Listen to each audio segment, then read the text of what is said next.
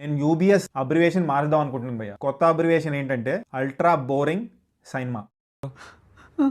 కొత్తగా ఏం జరిగింది? అనుకునేదే అయింది. దేఖ్ లేంగే సాలా ఇలాంటి సినిమాలు చూసినాంలే చాలా.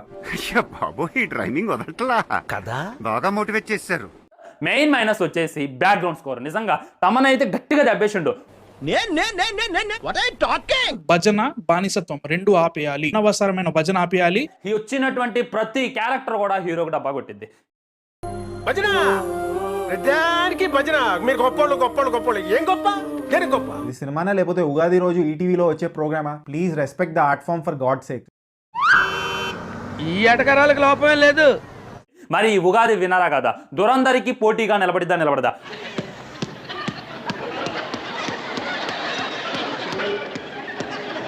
సినిమాలో ఫ్లఫ్ ఎక్కువ, మ్యాటర్ తక్కువ. ఊ అంటే సాంగ్స్, అక్కర్లేని లైఫ్ లెసన్స్ వస్తాయి.